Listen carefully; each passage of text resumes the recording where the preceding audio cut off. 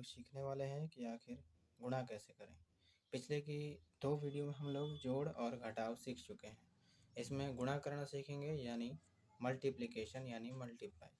ठीक है, इससे पहले मैंने जो घटाव के यानी माइनस के सवाल सिखाए थे, मैं आपको वो दिखाना चाहता हूँ एक बार कि आपने किस तरह के पेचे हम बनाए थे। ठीक है, ये हमारे सवाल थे जो कि हमने पिछले वीडियो में बनाए थे। और अब इस वीडियो में हम लोग सीखने वाले हैं कि आखिर किसी चीज़ को गुणा कैसे करें। ठीक है, तो चलिए वीडियो की शुरुआत करते हैं। सबसे पहले क्या करना होगा, हमें कुछ यहाँ पर मैं लाइन खींच देता हूँ। आज के लिए 2 संख्या लेनी पड़ेंगी। किसी को गुणा करने के लिए हमें किसी भी नंबर को गुणा करने के लिए 2 संख्या की ज़रूरत पड़ती है। तो पहली संख्या यहाँ पर जैसे एक 5 लेते हैं और उसके नीचे ही हमने जैसे माना 3। ठीक है, अब इस 3 को गुणा करना है तो इसके ठीक सामने गुणा का साइन लगा के एक लाइन खींच देंगे। गुणा कोई चीज़ की क्यों जाती है, पहले तो मैं ये बता दूं आपको। गुणा इसलिए किया जाता है कि हम किसी चीज़ का एक ही बार में दाम या फिर उसका जो क्वांटिटी है पता कर सकें। ठीक है, कि वो टोटल है कितना। जैसे कोई पुस्तक है, एक है 10 रुपये की, या मान लेते हैं 100 रुपये की है कोई पुस्तक और हमने 10 पुस्तक ली है, तो अब उसको 10 बार जोड़ने से अच्छा है उसको एक बार 100 लिख के और 10 लिख कर गुणा कर दिया जाएगा। ठीक है, अभी हम छोटे सवाल समझते हैं कि 5 को 3 से गुणा कैसे करें। और गुणा करने के लिए आपको पहाड़ा यानी टेबल आना चाहिए। पहाड़े आने चाहिए 2 से 20 तक, कम से कम 20 तक आपको आने ही चाहिए। अगर आप छोटी क्लास में हैं तो कम से कम 10 तक आप सीख लीजिएगा। ठीक है, अभी हम 10 के नीचे ही ये सॉल्व करेंगे, बड़ी संख्या वाला बाद में करेंगे। तो 3 का पहाड़ा हमें इससे पढ़ना पड़ेगा। आप दोनों तरीके से पढ़ सकते हैं, 5 को 3 से पढ़ दीजिए या 3 का 5 से पढ़ दीजिए, बात एक ही पड़ेगी। 5 का पहाड़ा अगर 3 बार पढ़ेंगे तो 15 आएगा और 3 का पहाड़ा भी अगर 5 बार पढ़ेंगे तो 15 ही आएगा। तो यहाँ पर हम लोग लिख देते हैं 15। ठीक है, आप पहाड़ा हाथ पर या लिखकर कहीं पर भी पढ़ सकते हैं, जो टेबल होती है। अच्छा, आगे दूसरा सवाल एक और लेते हैं। जैसे ऊपर 6 नीचे 3, इसको गुणा करना है।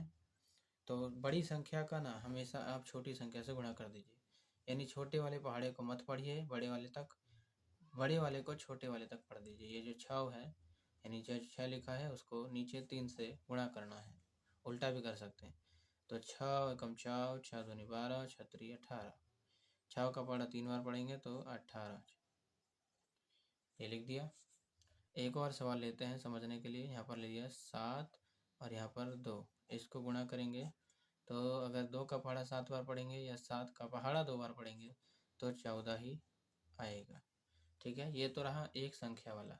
अब यहाँ सीखते हैं हम 2 संख्या को कैसे करें। जैसे 2 और 5, इसका गुणा करना है 3 से। तो इसको गुणा करने के लिए जैसे 5 है, 5 का पहाड़ा 3 बार, जैसे यहाँ पर पढ़े थे, तो 15 आएगा। तो डायरेक्ट हमें 15 नहीं लिखना, खाली 5 लिखना है। ठीक है, 15 ऐसे लिखते हैं ये वाला। तो इसको जो पीछे वाला है यहाँ पर लिख देंगे, आगे वाला जो अंक है वो हार्सिल यानी ऊपर लगा देंगे। ठीक है, अब क्या करेंगे, 3 का पहाड़ा 2 बार पढ़ेंगे, 3 दूनी 6 और 1 7, यहाँ पर हम 7 लिख देंगे। ठीक है, आशा करता हूँ आपको समझ में आ रहा होगा, और नहीं आ रहा है तो आप इस वीडियो को पीछे करके चेक करिए, दोबारा चेक करिएगा तो आपको समझ में आने लगेगा। क्योंकि मैथ ऐसा चीज़ है जो एक बार में नहीं समझ में आता, आपको इसमें हमेशा बारंबारता प्रयास करना पड़ता है।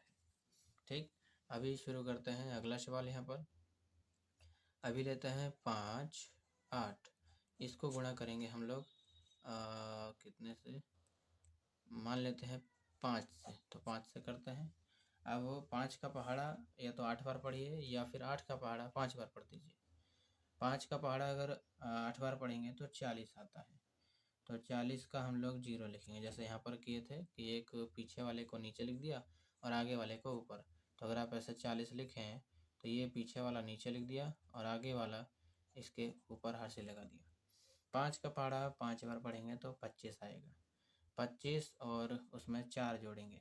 तो जोड़ तो मैंने आपको ऊपर सिखाया था दूसरे वीडियो में, तो मैं डायरेक्ट अभी जोड़ देता हूँ।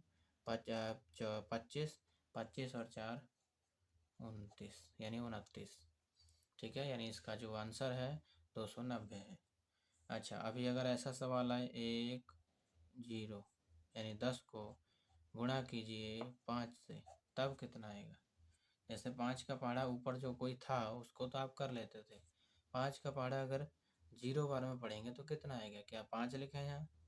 नहीं, यहाँ पर आएगी हमेशा 0। ये उल्टा हो या सीधा हो, यानी 0 नीचे लिखा हो या ऊपर लिखा हो, बात एक ही है। आपको हमेशा 0 ही लिखना है। अब 5 का पहाड़ा एक बार पढ़िए, 5 एकम 5, यानी ये जो 10 था इसको अगर 5 बार गुना किया तो 50 निकल कर आ गया। यही हमारा इसका आंसर है।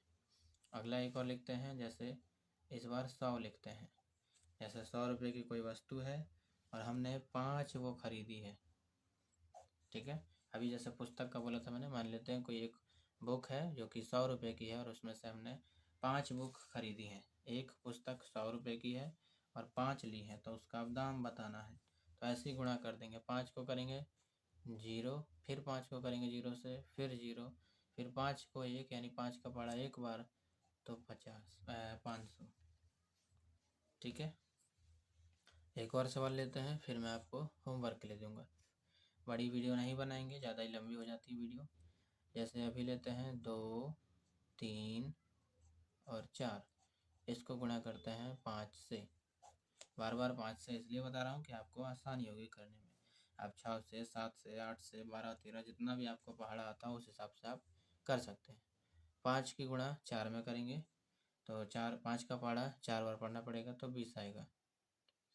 0 और ऊपर 2 लगा देंगे। फिर 5 का पहाड़ा 3 बार पढ़ेंगे तो 15 आएगा। 15 को 2 जोड़ेंगे, 15 में 2 जोड़ेंगे 17 आएगा। 17 का एक नीचे 7 लिख दिया और ऊपर हासिल 1 लगा दिया।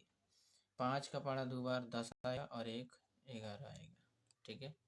अच्छा, अब होमवर्क के लिए मैं आपको नीचे 2 सवाल फिर से देता हूँ। हमेशा का हमारा 2 सवाल रहता ही है, तो 2 सवाल लिखते हैं। जैसे 4 8 3 को गुणा करना है 9 से, अगर 9 का पहाड़ा अगर आपको आता है तो, ठीक है। ये देखिए, और यहाँ पर लेते हैं 5 8 3, इसको गुणा करना है 8 से, ठीक है। ये अब आप करिएगा और कमेंट में बताइएगा कि इसका आंसर क्या है, या आपको समझ में आ रहा है कि नहीं आ रहा है, ठीक है। मिलते हैं अगले वीडियो में।